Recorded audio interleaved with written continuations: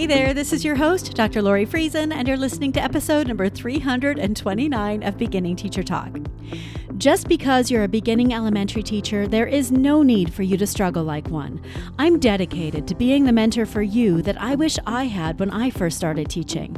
In this podcast, we talk about all of the behind-the-scenes stuff about teaching you really need to know, but didn't learn when you were in university. And we share the most amazing resources, tips, and strategies out there so you can become the teacher you've always dreamed of being. Let's start the show. Well, hey there, my beautiful teachers. Welcome back to another episode of the podcast. I'm so happy to be here.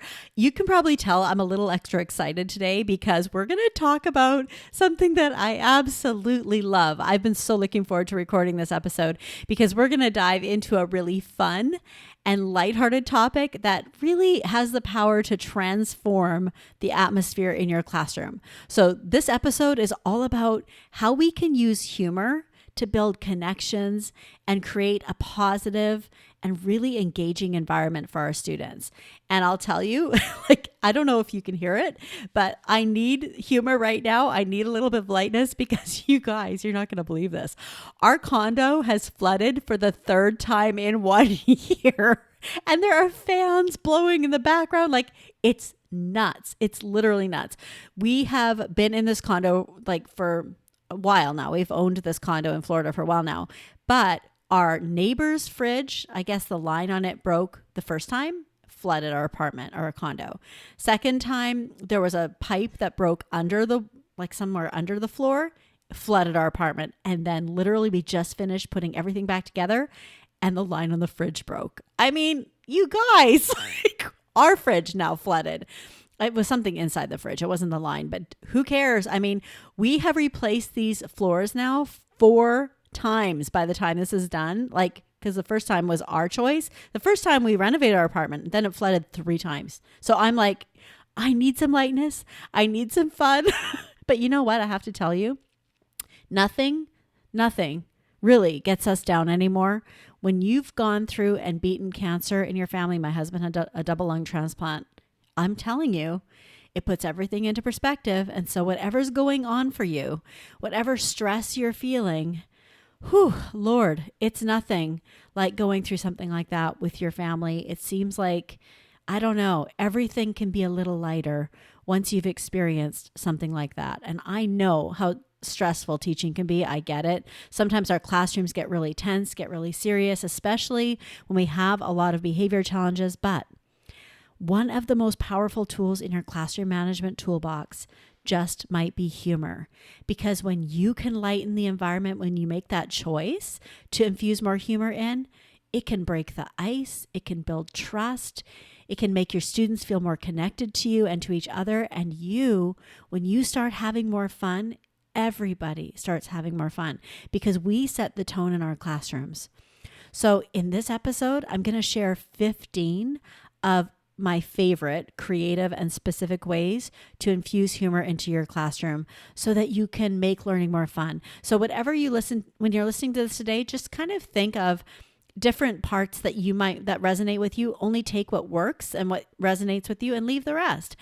Think of 1 or 2 as I'm going through all of these today. See which 1 or 2 you're drawn to and just try that. Try that for a week or 2, and then you can always come back and try 1 or 2 more. But you don't need to incorporate everything I'm teaching you today. It's way too much. But this is a really great way to make learning fun while also strengthening your relationships with your students. And you know that when you have a better connection with your kids, your classroom management improves, right? So before we get into all the fun examples, I do want to talk about that for just a moment, about why humor is so effective. This isn't just about fun. There's actually research behind this. When students laugh, they relax. That helps them to learn better. A classroom filled with laughter is a classroom where students feel safe to take risks. I don't know if you are familiar with Camborne's research in Australia, but a classroom where students feel safe to take risks, they feel safe to make mistakes. They feel safe to be themselves. Humor is also a great way to show your personality and let students see that you're human too, right? So studies have shown that humor can increase engagement, improve student retention, and reduce stress, not just for the kids, but for you as the teacher. And it is one of the simplest ways to create a positive classroom culture where students are so excited to come to school to learn every day. And the best part is you don't need to be a stand-up comedian to make it work. It's not like you have to stand up there and entertain. The smallest, silliest things can have the biggest impact. So like I said, some of these ideas will resonate with you more than others. So take what you love, leave what you don't, because we all have different personalities. So let's talk about 15 ways to do it. Number one, simple, is trying funny daily announcements or jokes of the day, right? So simple to do, especially with the help of AI now with ChatGPT. You can ask for a list of fun jokes for kids at the beginning of the year or whatever, right? So you can kick off each day with a lighthearted joke or a pun that gets students smiling, even if they're groaning, right? It's really fun. So from the moment they walk in, you could say, hey, why can't you give Elsa a balloon? Because she'll let it go, right? Or whatever. What did one wall say to the other wall? I'll meet you at the corner. Like, that's silly humor. Even if they're groaning, they're laughing, right? It puts a smile on their face. You can even involve your students by rotating who gets to share the joke each day. You can have it on your morning announcements, whatever you want to do, however it works in your classroom. But knowing that there's a joke of the day coming, it becomes something that everyone can look forward to. And it gives your students a sense of ownership when you make them in charge of the joke. If they want to be, whoever wants to be part of the joke rotation, they get to bring laughter into the classroom. So if you want to make it like an extra incentive, you could have a joke jar where students can submit their own jokes and you can just pull one out each day to read. As long as you screen them to make sure that they're clean, especially in 5th and 6th grade, because things can get a little dicey. And if you're a Classroom Management Club member, I give you every month 20 days of morning work jokes for each month of the school year that you can use as your students' morning work to start the day in a really fun and positive and lighthearted way if you want to swap out your usual morning work, especially during the week of special holidays throughout the year, like the week before winter break or around Valentine's Day or during those last few weeks of school when it gets really challenging to keep your students' attention focused on school. Do not underestimate the power of jokes to keep your students engaged. It's fun to swap out what you typically do, especially during those times of the year when kids are extra antsy or have extra energy, right? Halloween, right? That's a terrible one. Number 2, you can incorporate silly sound effects. This is really easy to do with all of our technology today. Adding sound effects to your classroom is a very easy way to lighten the mood. So there's apps, there's devices like soundboards that let you insert silly sounds like boing, or a sad trombone or crowd applause at moments throughout the day. So just imagine how fun it would be to add a drum roll before revealing a correct answer or using a whoops sound when something goes wrong on the board, like just whatever you want to use, whatever resonates with you. You can also let students take turns controlling the sound effects. If you give somebody to have someone be in charge of the boing or in charge of the applause, it's a great way to involve them in the fun and keep the classroom energized, and they really pay attention, right? So you could just create a sound effect of the day or of the week and let students guess when it'll be used. But that surprise element, again, anytime you can add in a little bit of surprise adds to the fun. Number 3, this is a very simple one, but using funny hats or props for special activities. Props can be such a simple and effective way to bring a little more humor into lessons, to bring a little bit of fun. So you could wear a silly hat, you could wear silly glasses or like a crazy wig while you're reading a story or teaching a lesson. So if you're teaching a lesson about explorers, maybe you wear a safari hat, or if it's a grammar lesson, you could put on your grammar guru cap. I don't know. I know a teacher who had a Dr. Seuss hat, and she wore that every time she read a Dr. Seuss book to her class. So think about what resonates with you. You could create a class prop like a thinking cap that students wear when they're asked to answer tough questions. Or I've seen teachers use a lucky wand that you wave around before calling on someone to answer. In my classroom, I think I've talked about this before, during science experiments, I had a white lab coat, and I even had this crazy Einstein wig that I would sometimes use. Depended on my hair. Like if I was actually having a good hair day, I wouldn't take it out. But I would whip it out, especially if we were doing an experiment. On experiment days, I would bring out my Einstein wig and my, white lab coat, and I'd say, "Oh, who would like to be my victim today?" The volunteer for the experiment. So fun. Like it just suited my personality. So whatever resonates with you, you could keep a fun box of prompts in your classroom and just let students pick one to wear during certain activities, like maybe if you're reading or answering trivia questions at specific moments throughout the day, especially if it's a time that might be otherwise dull. You can spice it up a little bit. Number 4, I've seen teachers create creative names for classroom procedures. So this is not really humor, but it's adding a little spice and fun, right? So you can turn your classroom routines into something a little more memorable by giving them funny or like imaginative names. So instead of saying it's time to line up, you could say it's time for the ninja lineup challenge, depending on the grade you're teaching, right? And have the students move like ninjas as they quietly line up and choose your best ninja, right? You could name your cleanup time the Great Classroom Sweep and play like a dramatic or a comical song as students are tidying up. So just whatever inspires your imagination, but turning everyday tasks into more lighthearted experiences, lighthearted moments, a little bit of fun, makes the mundane more like engaging for your students, makes cleaning up a little more fun. And you can let your students suggest their own funny names for procedures. Like if it's getting ready for home, what could we call it as a fun getting ready for home procedure? And how could we make this a little fun? And what music would we like to add to it? Get your kids involved. I always say whatever kids help create, they support, right? Number 5, we kind of talked about using puns and wordplay during lessons. This is not my personality, but I've seen teachers use it very effectively, especially if they're kind of silly anyways. Your kids will love that because they love hearing your personality. If you're teaching about animals, tell a silly joke. Why don't seagulls fly over the bay? Because then they'd be called bagels. Whatever. Seagulls, bagels, whatever. But the key is to sprinkle these jokes in naturally. They're lighthearted. They don't distract from the lesson, but they do add a fun element that keeps your kiddos engaged. And then you can challenge your kids to come up with, especially your fast finishers, come up with their own puns or jokes related to the lesson topic. So when you're finished that lesson, maybe the fast finisher activity is come up with a funny joke or a pun that's related to the topic, right? It not only brings like some humor and some fun that they can share with the class, but then it reinforces their learning in a creative way. So that might be something to try.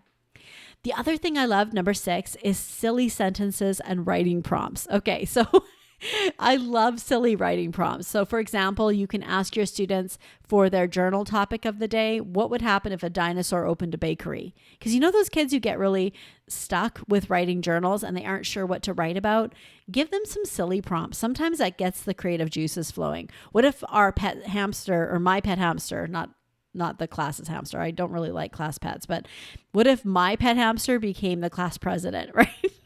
Whatever it is, the sillier the better. Again, you can use ChatGPT to ask for some fun prompts, but they spark imagination, they encourage some creativity, but they also get your kiddos laughing and having fun while they're practicing their writing skills. We think of writing as being way too serious sometimes, and it's why a lot of kids don't like writing. But when you challenge your kids, you can have them come up with funny sentences using their spelling or using their vocabulary words. If they're involved in it, they love creating it, right? Maybe your word is gigantic. So you challenge your students to use a sentence that uses that word or come up with a sentence that uses that word. So the gigantic pizza was so big it took over the entire school, right? Like whatever it is that is going to make kids laugh. And then you could also turn it into a contest. You could tell them we're going to have a silly sentence showdown where students compete to see who can write the funniest sentence using that week's vocabulary words, right? Just all these fun little ways that you can infuse a little bit of humor, a little bit of fun into your classroom. Number 7, try using more humorous brain breaks. So of course, we all use brain breaks throughout the day, but you can make them more fun by adding some humor. So you could play a funny clip from a kid-friendly movie or a comedy skit. You could do silly movement activities like walk like a penguin or pretend you're a wiggly spaghetti noodle as students transition back to work, right? You don't have to always use something that's pre-created. Let your creativity flow and have them move in silly ways and move in different ways throughout the classroom. You could play freeze dance, like that game freeze dance. I don't know if you've played it before, but students have to stop dancing in a funny pose when the music stops. Not only are they like up moving and laughing, but they'll be more refreshed and ready to focus afterward when they've had a little bit of fun, right? And you can also add a surprise element by pulling out a brain break mystery box where students get to pick the funny brain break activity from a set of silly choices. And of course, my Classroom Management Club members, you're getting a lot of these activities added to the club in the next few months. So watch for them. It's going to be so much fun. We're adding a lot of really practical resources that you can grab and go with to actually add more humor to your classroom. So it's going to be so fun. Okay, number 8, I love to use this one myself, self-deprecating humor. I had so much fun with this in my classroom. If it's your personality, it's a really great way to build connections and rapport with your students, is to just laugh at yourself when things don't go as planned. And then I also had planned ways that things didn't go planned. I'll explain that in just a minute. So for example, if you trip over something, or like for me, my chair broke when I was sitting reading them a story. I was like, oops, no more cookies for me. Like I'm gaining too much weight. Or, when you make a mistake, oops, I guess my brain needs a little more coffee today. Whatever it is that makes your students laugh, when they can see you laugh at your own mistakes or when things happen to you, it helps them to relax and creates an atmosphere, honestly, where they feel safe to make mistakes too. You could even create a mistake of the day where you highlight something funny or lighthearted that happened in the classroom and turn it into a learning moment of, you know what, we all make mistakes. That's how we learn. It's human to make mistakes. It's no big deal. Like normalize making mistakes. In my classroom, I don't know if I've ever talked about this, I loved for my morning work to write a morning message to my students with 5 mystery mistakes that they had to fix. And it was always things like, and I always said, Mrs. Friesen was so tired when she wrote the morning message. What mistakes did I make today? Like I'd miss a capital, or I'd miss a period, or I'd forget a comma, whatever it was. But 5 mistakes that they had to write in the correct way, and then we'd go through it together. It was such a fun way, but I'd always say, Mrs. Friesen's really having a hard time. And they're like, you always make mistakes. It was such a fun way to help them to learn that even teachers make mistakes. All right, moving on to number 9. This is a really fun one, and I spontaneously did this every now and then in my classroom, but using funny voices or accents to break up what is expected in the classroom, right? So especially using different voices or accents during read-alouds. A lot of teachers do this anyway. It's a great way to keep students entertained, but we forget to do it sometimes. When you're reading a book or giving directions, try giving each character like a unique or exaggerated voice. Maybe the turtle has a slow, deep voice and the rabbit speaks really loud and high-pitched, like whatever it is. You can also randomly switch to a funny voice when you're explaining a lesson or calling on students. Whatever resonates with you, it just catches their attention and adds an element of surprise, and it keeps things like lively and fun. For some reason, I spontaneously did this when I sensed my kids were losing focus. So I would switch into a really bad version of a British accent. I would do something like, I'm going to do it for you now, but you'll see. Ladies and gentlemen, boys and girls, could I please have your attention now? Whatever in the world could be wrong with Mrs. Friesen's voice? Oh dear, what is ever happening? Right then, please take out your math books. Like it was literally that bad. But they loved it. They were like, what's the matter with your voice? What's going on? They would laugh and I'd be like, I don't know. Maybe I had something weird in my coffee this morning. But it got their attention. We had fun with it. They're like, do it again. So they were always waiting for me to break out in this silly accent, which is, yes, I admittedly very bad, but I had fun with it and they loved it. And that's the point. All right, moving on to number 10 is using interactive and funny learning games. Okay, so let me explain what I mean. So games are already fun, but you can add kind of a humorous twist that makes them even more engaging. So for example, during a spelling game, for example, you can ask students to spell the word while they're hopping on one foot, or spell the word with a silly accent like we just did, right? Those little tweaks to traditional games can create some lightness, some laughter without actually losing the focus, right? They're going to get a little silly, but it's so much fun. Another fun idea is to create a silly Simon Says, where you give ridiculous instructions like, Simon says, touch your elbow to your nose. Have you ever tried to touch your elbow to your nose? It's pretty funny to watch a whole sea of fifth graders trying to touch their elbow to their nose. Or Simon Says, hop like a kangaroo. Like whatever it is, be silly. The more silly, the better. And then the other thing you can do is create a class mascot or a puppet that delivers the silly Simon Says instructions. So kids are going to love the element of like a guest giving instructions, giving directions, especially for Simon Says. Again, these are simple little tweaks we can make in our classroom that don't take more time, that just add a little bit of humor and fun. Number 11 is funny classroom challenges. So you can add some humor to challenges or to transitions with some simple competitions. So for example, you could say, let's see how many math problems we can solve before I grow a mustache. And then at the end of the activity, pull out a fake mustache for like it's a dramatic reveal. Like, oh, Mrs. Friesen has a mustache. Whatever, like have some fun with it. You could create a ridiculous reward system for good behavior. So kids earn things like a 1-minute teacher dance party if you're brave, right? So they get to watch you dance for a minute or 30 seconds. It depends if you're a performer. You might be cringing and like, oh my gosh, I'd never do that. I did that for my students. It was ridiculous. I had so much fun with it. And I did the most crazy like 60s and 70s, like what are they called? John Travolta moves. I can't remember what it's called off the top of my head, or make a class photo where everyone makes their silliest face, like do a fake snapshot or a real one, I guess, where everyone makes their silliest face, right? But let kids suggest their own funny rewards for positive behavior for completing all of your class goals, right? Let them get involved. Again, kids support what they help create. Number 12. Oh, I loved this one.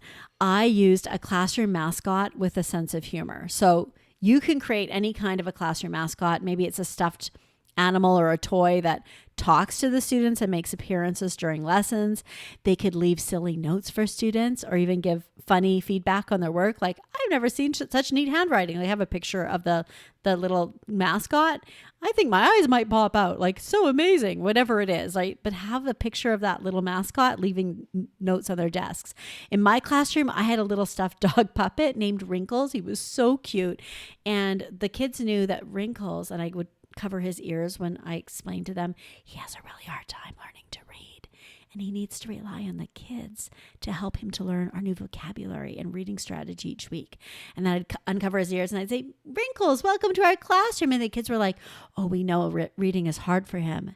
And think of how empowering that is for the kids who are struggling to read themselves, right? So we'd break it down for Wrinkles. We'd make it simple for Wrinkles. It was so precious to watch them help Wrinkles because he got everything wrong all the time. So cute.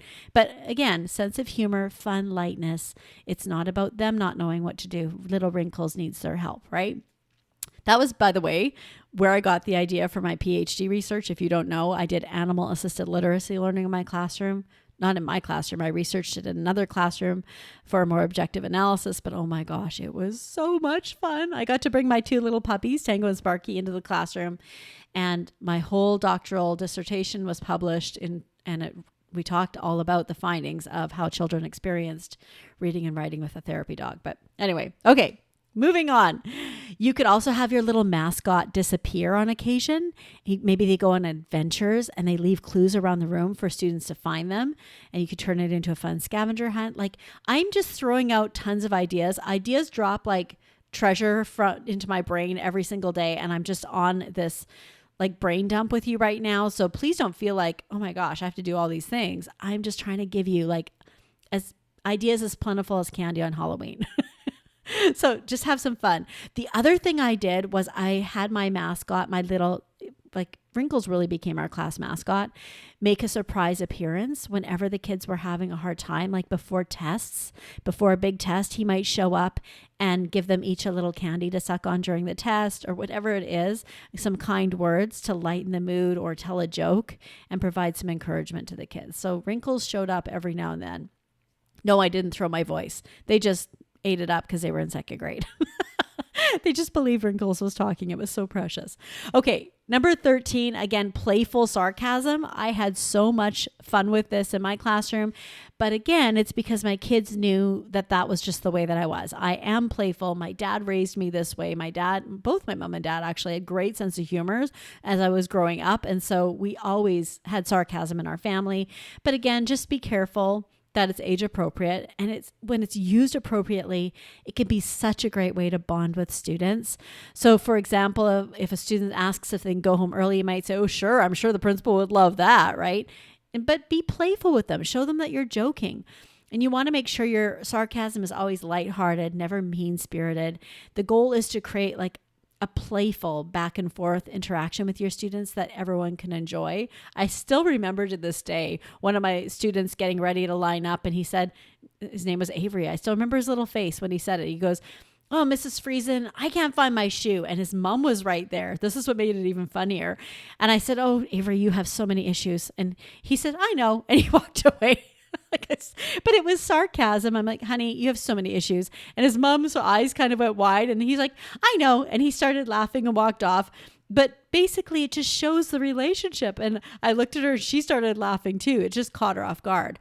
But using it sparingly, having fun, checking in with your students to make sure they understand it's a joke, it can be a really great way to bond with your kids. He loved coming to me and telling me crazy things. And I would tell him how, oh, you have so many issues, Avery. With him, it was such a great way to connect with him. So it also may not work with all of your students, but oh my gosh, with some of them, it's the way to their heart. Number 14, I loved leaving surprise notes or even little prizes or gifts for my students. Gift giving is my love language. I love to do things for my students, and I just like to leave little random things for them to let them know how special they were and how much I cared about them. So every now and then I just left a funny note or a little surprise in my students' desks or books. Sometimes they'd come in after recess and there'd be a little note on all of their desks, letting them know how proud I was of them, how much I cared about them, how special I think they are. And then I would tell them that. You've been working so hard. I'm so proud of you. I think, you deserve an invisible high five. And they'd be like, what's that? Like whatever it was, I just had some fun with them, and I like to surprise them. The other thing you could do is really, and I've seen teachers do this in like upper elementary, leave like a mission for the day on each student's desk. Like, okay, kids, your mission today is to make 3 people laugh. And at the end of the day, I'm going to check in with you and see who you made laugh. Like that's a fun way to infuse more humor into your classroom without you having to actually do anything, but kind of setting the tone. Then the last one that you might be doing already, but if you aren't, you might have forgotten, oh, I could do this more, is to use more current pop culture references. It's such a great way to bring humor into your classroom in a way that's really relatable to your kids. So if there's a popular TV show, maybe there's a meme that's going around or a trend, you can occasionally work it into your lessons. If you're teaching about patterns, you could say, this pattern is so popular, it's going viral, just like that TikTok video you all love. Like just referencing things that they care about is really important. And it shows your students that you're aware of what's happening in their world, even if we are inappropriate most of the time. The language that kids are using these days, most of the time, I can't even understand what they're saying, but it helps you to build a rapport in a fun and humorous way. And by the way, it's even better if you clearly have no idea. Like I would often do something that I knew, like make a reference to Snapchat or something when I have no idea how it works, and they'd be groaning like, oh, Mrs. Friesen. Like it was, and I'm like, oh, well, I'm just old. And they would have fun with it, right? And I wasn't old. I was like, Snapchat didn't exist, by the way, back then, but whatever it is in your reference, I was like 25, which is not old, but to them, I was ancient, right? So you can have a lot of fun with that. All right, so we've covered a lot of ideas. I hope you're feeling excited and ready to bring some more laughter into your classroom. Just remember, try 1 or 2 things. Humor is one of the most effective ways to build connections with your kids and make your classroom a place where everyone feels relaxed, engaged, and ready to learn. And again, don't try to implement all of these at once. Just start with 1 or 2 that resonate, and then watch the magic happen as your students start to respond to your positive energy and the humor that you're intentionally bringing into the classroom. This is all about intention. It's all about intentionally being more humorous with your kids. And of course, we're creating some super fun resources for our members inside the club so we can help you to implement the ideas that I shared with you today. Those will be coming in the coming months. So excited for you. All right. Thank you so much for joining me today. If you enjoyed this episode, please share it with a fellow teacher who could use a little more laughter in their classroom. We all could use a little more love and laughter and light in our rooms. And as always, reach out if you have any questions or if you want to share your own funny classroom stories. You can find me on Instagram Instagram at Beginning Teacher Talk or on Facebook, same handle at Beginning Teacher Talk. And until next time, remember, just because you're a beginning elementary teacher, there's no need for you to struggle like one. Bye for now.